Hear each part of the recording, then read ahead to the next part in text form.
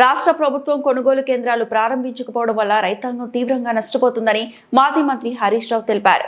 మొక్కజొన్నలు కోతకు వచ్చినా ప్రభుత్వం ఎందుకు కొనుగోలు కేంద్రాలు ప్రారంభించడం లేదని ఆయన ప్రశ్నించారు. ఇవాళ తెలంగాణ అసెంబ్లీ వద్ద హరీష్ రావు మాట్లాడారు. మొక్కజొన్నకు మద్దతు ధర 2400 ఉంటే కొనుగోలు కేంద్రాలు ప్రారంభం కాక 1600 నుంచి 1700కే రైతులు పంటను అమ్ముకుంటున్నారన్నారు. అకాల వర్షాల వల్ల పంట నష్టపోయి తీవ్ర ఇబ్బందులు పడుతున్నారన్నారు. రాష్ట్రంలో 8 లక్షల ఎకరాల్లో మొక్కజొన్న పంట పండడం జరిగింది. రాష్ట్ర వ్యాప్తంగా ఇప్పటికే మొక్కలన్నీ కూడా మార్కెట్లో వచ్చి రాష్ట్ర ప్రభుత్వం కొనుగోలు కేంద్రాలు ప్రారంభించకపోవడం వల్ల రైతాంగం తీవ్రంగా నష్టపోతా ఉన్నారు.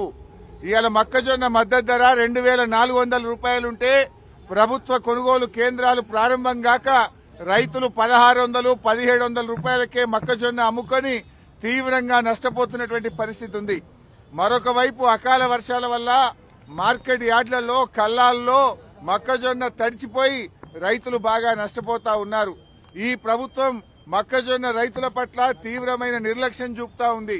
ప్రభుత్వమే ఒకవైపు పంట మార్పిడి చేయాలని రేవంత్ రెడ్డి, తుమ్మల నాగేశ్వరరావు గారు వరి వేయొద్దు, వరి వేస్తే మేము కొనము అని రాష్ట్ర ప్రభుత్వమే చెప్తుంది.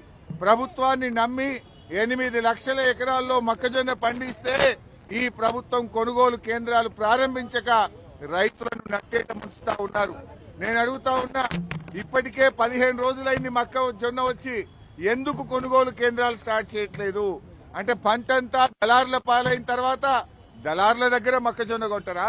మీరు రైతుకు మేలు చేస్తారా, దళారులకు మేలు చేస్తారా? ఇప్పటికే దాదాపు 25% పంట దళారుల చేతుల్లోకి పోయింది. నిన్న మొన్న ఈ రోజు ఉదయం కూడా వడగళ్ల వానబడి రాష్ట్ర వ్యాప్తంగా ఇవాళ పెద్ద ఎత్తున మొక్కజొన్న, మామిడి, ఇతర పంటలన్నీ కూడా దెబ్బతిన్నాయి. మీరు పంటల బీమాని అసెంబ్లీలో ఊదరగొట్టి బడ్జెట్ స్పీచ్ లో చెప్పి ఇప్పటి వరకు పంటల బీమాను మీరు అమలు చేయలేదు. పంటల బీమా అమలు చేయరు, రైతుకు ఇన్పుట్ సబ్సిడీ కూడా ఇవ్వడం లేదు. దయచేసి మేము ప్రభుత్వాన్ని కోరుతా ఉన్నాం, రాష్ట్ర వ్యాప్తంగా గత 2-3 రోజుల్లో వడగళ్ల వాన వల్ల రైతులు బాగా నష్టపోయారు. వెంటనే వ్యవసాయ శాఖ అధికారులకు ఆదేశాలు ఇచ్చి ఎన్యూమరేషన్ చేసి ఇన్పుట్ సబ్సిడీ ఇచ్చి రైతాంగాన్ని ఆదుకోవాలని కూడా కోరుతా ఉన్నాం. మరిన్ని అప్డేట్స్ కోసం మా ఛానల్ ని సబ్స్క్రైబ్ చేయండి.